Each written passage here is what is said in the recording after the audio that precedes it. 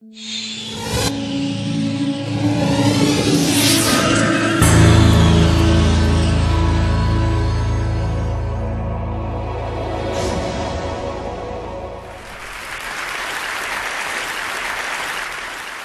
if you're in the audience today, or maybe you're watching this talk in some other time or place, you are a participant in the digital rights ecosystem. And whether you're an artist, a technologist, a lawyer, or a fan, the handling of copyright directly impacts your life. Now, rights management is no longer simply a question of ownership. It's a complex web of relationships and a critical part of our cultural landscape. Now, YouTube cares deeply about the rights of content owners, but in order to give them choices about what they can do with copies, mashups, and more, we need to first identify when copyrighted material is uploaded to our site. Let's look at a specific video so you can see how it works. 2 years ago, recording artist Chris Brown released the official video of his single, Forever. A fan saw it on TV, recorded it with her camera phone, and uploaded it to YouTube. Now, because Sony Music had registered Chris Brown's video in our Content ID system, within seconds of attempting to upload the video, the copy was detected, giving Sony the choice of what to do next. But how do we know that the user's video is a copy? Well, it starts with content owners delivering assets into our database, along with a usage policy that tells us what to do when we find a match. We compare each upload against all of the reference files in our database. Now, this heat map is going to show you how the brain of the system works. Here we can see the original reference file being compared to the user-generated content. The system compares every moment of one to the other to see if there's a match. Now, this means that we can identify a match even if the copy uses just a portion of the original file, plays it in slow motion, and has degraded audio and video quality. And we do this every time that a video is uploaded to YouTube, and that's over 20 hours of video every minute. When we find a match, we apply the policy that the rights owner has set down. And the scale and the speed of this system is truly breathtaking. We're not just talking about a few videos. We're talking about over 100 years of video every day between new uploads and the legacy scans we regularly do across all of the content on the site. And when we compare those 100 years of video, we're comparing it against millions of reference files in our database. It'd be like 36,000 people staring at 36,000 monitors each and every day without so much as a coffee break. Now, what do we do when we find a match? Well, most rights owners, instead of blocking, will allow the copy to be published, and then they benefit through the exposure, advertising, and linked sales.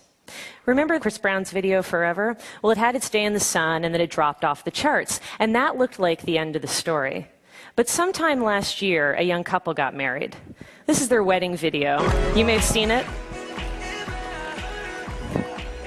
What's amazing about this is if the processional of the wedding was this much fun, can you imagine how much fun the reception must have been? I mean, who are these people? I totally want to go to that wedding. So their little wedding video went on to get over 40 million views.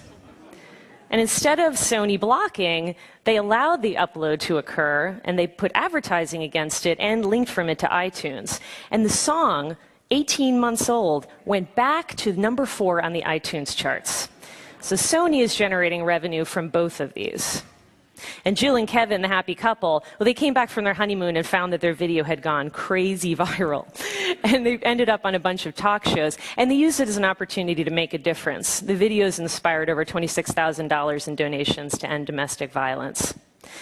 And the JK wedding dance became so popular that NBC parodied it on the season finale of The Office, which just goes to show it's truly an ecosystem of culture, because it's not just amateurs borrowing from big studios, but sometimes big studios borrowing back. By empowering choice, we can create a culture of opportunity. And all it took to change things around was to allow for choice through rights identification. So why has no one ever solved this problem before? It's because it's a big problem and it's complicated and messy. It's not uncommon for a single video to have multiple rights owners. There's musical labels, there's multiple music publishers, and each of these can vary by country. And there's lots of cases where we have more than one work mashed together, so we have to manage many claims to the same video. YouTube's Content ID system addresses all of these cases, but the system only works with the participation of rights owners. If you have content that others are uploading to YouTube, you should register in the Content ID system, and then you'll have the choice about how your content is used. And think carefully about the policies that you attach to that content. By simply blocking all reuse, you'll miss out on new art forms, new audiences, new distribution channels, and new revenue streams. But it's not just about dollars and impressions. Just look at all the joy that was spread through progressive rights management and new technology. And I think we can all agree that joy is definitely an idea worth spreading.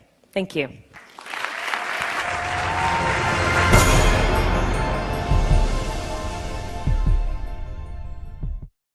Investment in broadband high-speed internet can help small businesses create new American jobs. Small businesses are being formed, dreams are being launched. And at AT&T, we're investing billions to upgrade and build out our wired and wireless networks. Now is not the time to stall momentum or stifle innovation or investment. Jobs, dreams, and the future are at stake. AT&T, your world delivered.